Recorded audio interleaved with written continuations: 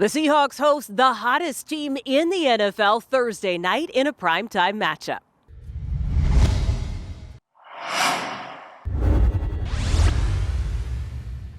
Hello, 12s. I'm Jen Mueller with a preview of the Hawks game against the 49ers presented by Safeway. San Francisco has won 6 straight games coming into this matchup, and they create a lot of problems in the run game on both sides of the ball. They bring a bunch of them. This is a really good team. They've been building this team for a long time. The nucleus of this defense is together. You know, their linebackers have been playing for a number of years, and they're big play guys up front. Now they got Armstead back too. You know, they've got a really good group, and it took them a while to put this thing together. They've always been good. They're at their best right now, though. They have a really good commitment in the run game as well that allows them to look how well that Kyle's done with the changing quarterbacks. You know, he's handled 2 major shifts here and been able to stay on course with their team because of the running game and a beautiful job of coaching the new guys as they come in. So it's really a good team. We'll get back to the running game in a minute, but first, the 49ers have shown no drop-off despite injuries at key positions, including quarterback. Brock Purdy is the 3rd QB to start for San Francisco this season. Mr. Irrelevant has thrown for 395 yards and 4 touchdowns in the last 2 weeks. They threw the heck out of the football last week. It was first time out, and then again this week, and displaying, demonstrating that they trust him. I mean, you can't see it any other way. They trust the guy, and what a remarkable amount of improvement he must have made to put himself in that position with so little and limited playing time. You know, he must be a terrific practice player and all that. I think it really speaks to Kyle and running the offense, and because he's not going to take chances and be risk-taking with the guy. He's doing what the guy can do, and he's done it really well. It's a really impressive start. Purdy can also lean on a running game that's averaging 130 rush yards a game. The 49ers far exceeded that average in the first matchup against Seattle, running for 189 in Week 2. And that was without Christian McCaffrey. The former Panther was acquired before Week 7 and ran for over 100 yards last week against Tampa. He can do it all.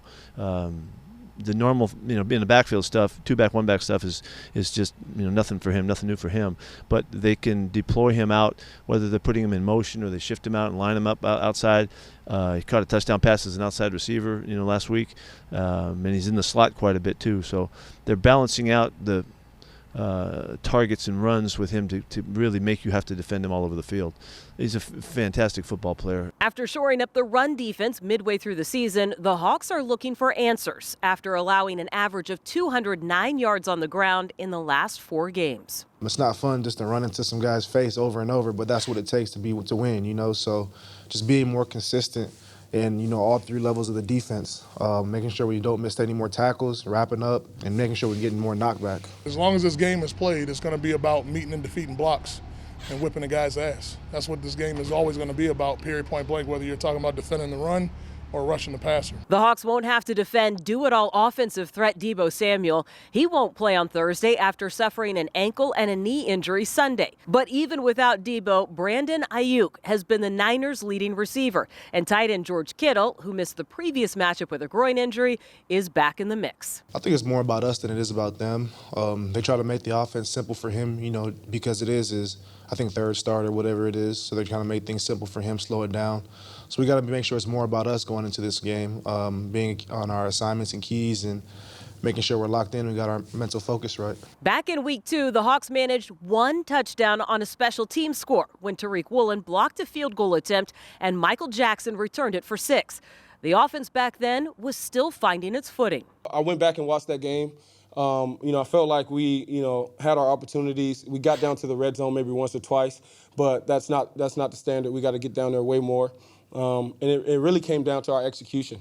If you look at that game, I felt like, I was about 80% passing, but I felt like overall we didn't execute together. It won't be easy against a 49ers defense that leads the league in fewest points allowed, just 15 a game, fewest yards allowed, and fewest rushing yards allowed. Their front 7, they got, a great defensive line, and that allows for their cornerbacks to sit on routes and their safeties to just play more freely, than a lot of other defenses. They got guys who have been in the system for a while. They've played together for a while.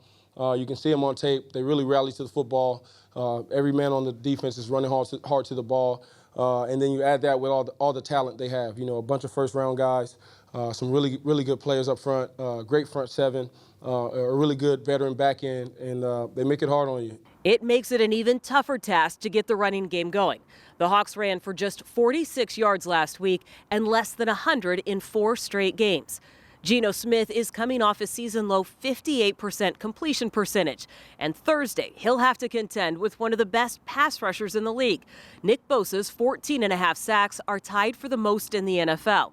2 of those came in the Week 2 matchup, along with 5 QB hits. He's nonstop. He's such a great combination of talent and work ethic, you know, desire to get to the quarterback. He does an excellent job. You see him throughout the course of the year. You know, he's always getting double teamed or triple teamed, chipped, and he's just relentless to the ball. And then if he does have those one-on-one ops, he's been maximizing them if he gets matched up against a running back or matched up against a tight end. So we just got to do a good job knowing what type of player he is. Home field advantage could play a larger role this week.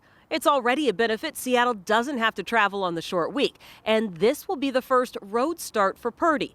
It is also a chance for Seattle to bounce back quickly from Sunday's disappointing outcome. You just got to be able to turn the corner fast. I think, you know, when you come off a game like that and going into a short week, the good part about it is that you get to play and really redeem yourself. So looking forward to that really keeps your mental positive and wanting to get back on that field and take your frustration out on a team that, you know, kind of beat you earlier and that you got to get some revenge against. And, you know, prime time, all those things, you know, feed into the fact that we get to play again, we get to show out, and we get to correct these mistakes. We got control of our destiny right now, so now's the time to take advantage. Kickoff is set for 5:15. The preview is presented by Safeway. And 12s, if you are watching the game at home, you can visit Seahawks.com/Safeway for game day recipes.